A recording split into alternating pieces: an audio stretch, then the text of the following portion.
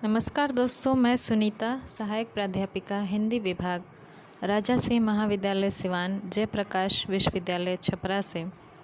आज हम हिंदी प्रतिष्ठा स्नातक प्रथम वर्ष के द्वितीय पत्र में संकलित हिंदी साहित्य का इतिहास के अंतर्गत भारतेंदु युग के बारे में चर्चा करेंगे।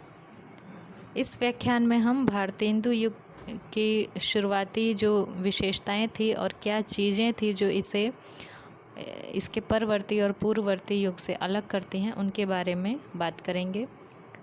विगत व्याख्यान में मैंने आधुनिक काल का एक सामान्य परिचय दिया आपको, उस समय की राजनीतिक, सांस्कृतिक, शैक्षिक जो भी परिस्थितियां थी, बदलाव हो रहे थे, उसके बारे में बताया। इन्हीं सब बदलावों का कारण था कि भारतेंदु युग जो है, इसकी रचनाओं में अंतर आने लगा।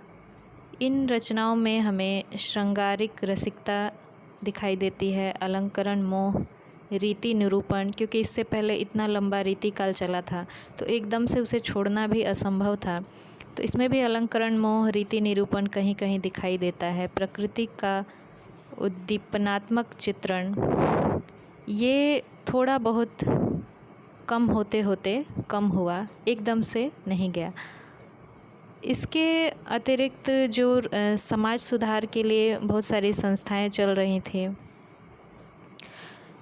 ब्रह्म समाज, प्रार्थना समाज, आर्य समाज, रामकृष्ण परमहंस और विवेकानंद, इनके विचारों का जो असर पड़ा सामान्य जनता पर, तो राष्ट्रीय भावना का उदय हुआ, जो इस भारतेंदु युग की एक रचनाओं की प्रमुख विशेषता है कि राष्ट्रीय भावनाओं का उदय हुआ। और वह राष्ट्र केवल अपनी एक सामंत का राज्य या किसी एक नवाब का राज्य नहीं था, बल्कि वो पूरे भारतवर्ष को एक राष्ट्र के रूप में देखने लगे थे।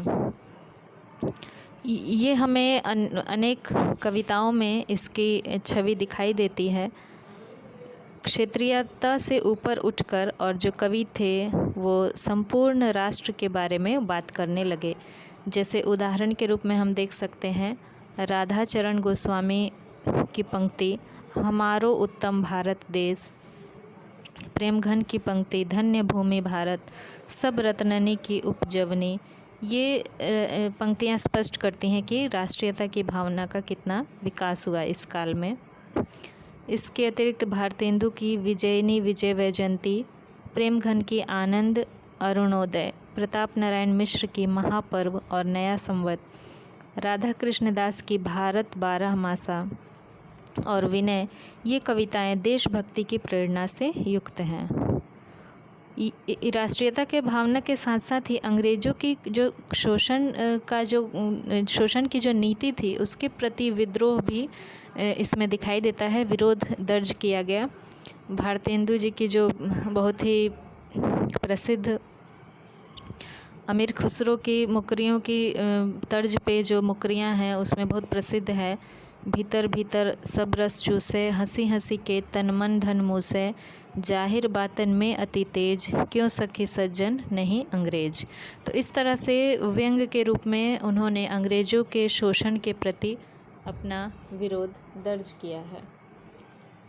इसके अतिरिक्त हम देखते हैं इस काल की जितनी भी पद्य रचनाएं हैं, कविताएं हैं, तो सामाजिक चेतना उभर कर आई है, क्योंकि मैंने पहले बताया कि इसमें बहुत सारी संस्थाएं समाज सुधार का काम कर रही थी। पश्चिमी शिक्षा के कारण जो ज्ञान का विस्तार हुआ था, तो जो भी कुप्रथाएं थी, मान्यताएं थी, उनका विरोध किया जा रहा था, छुआछूत आदि का विरोध किया जा रहा था। जैसे कि भारतेंदु का नाटक है भारत दुर्दशा, इसमें उन्होंने लिखा है, बहुत हमने फैलाए धर्म, बढ़ाया छुआछूत का कर्म। मन की लहर में प्रताप नारायण मिश्र जो है, उन्होंने बाल विधवाओं की दुर्दशा का वर्णन किया है, कौन करे जो नहीं कसकत, सुनी विपत्ति बाल विधवन की। तो इस प्रकार जो समाज सुधार के आंदोलन चल रहे थे, उनका असर भी इस काल के काव्य पर पड़ा। प्रताप नारायण मिश्र की एक गज़ल है, उसको भी देख लेना उचित रहेगा, इन पंक्तियों को। अभी देखिए क्या दशा देश की हो, बदलता है रंग आसमां कैसे कैसे।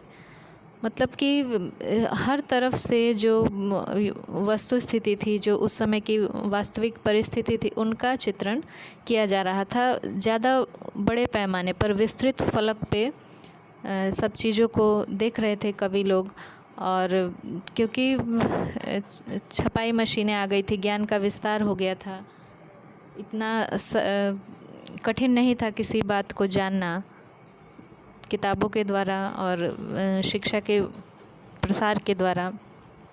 इसलिए जो वस्तु स्थिति थी उसका वर्णन इस काल की कविताओं में हुआ है। भारतेंदु का एक और देखिए, रोवहु सब मिली आवहु भारत भाई, हा हा भारत दुर्दशा ना देखी जाए। सीधे सीधे भारत दुर्दशा पर ये विलाप दिखाई दे रहा है, आपको किया गया है अंग्रेज़ों के राज में। और जैसा कि मैंने पहले बताया कि एकदम से रीति निरूपण और ये सब अलंकरण, ये सब भावनाएं एकदम से नहीं समाप्त हुई, तो छिटपुट यहाँ भी हमको भक्ति की रचनाएं भी दिखाई देती हैं। राम भक्ति की तुलना में यहाँ पर कृष्ण भक्ति अधिक मात्रा में दिखाई देती है। एक अन्य प्रवृत्ति जो दिखाई देती है भारतेंदु युग में, वो है हास्य व्यंग। जैसा कि मैंने बताया कि अमीर खुसरो की मुकरियों के आधार पे भारतेंदु जी ने रचना की है मुकरियों की, तो वह हास्य व्यंग से परिपूर्ण है। एक और उदाहरण देखिए, मुँह जब लागे तब नहीं छूटे, जाति मान धन सब लूटे, पागल करी मोहि करे खराब, क्यों सखे सज्जन नहीं शराब। तो ये अलग अलग तरह की जो सामाजिक राजनीतिक जो विसंगतियाँ थी समाज में, उन पर व्यंग किया है इस काल के कवियों ने। अब एक बार हम नज़र डाल लेते हैं प्रमुख कवियों पर।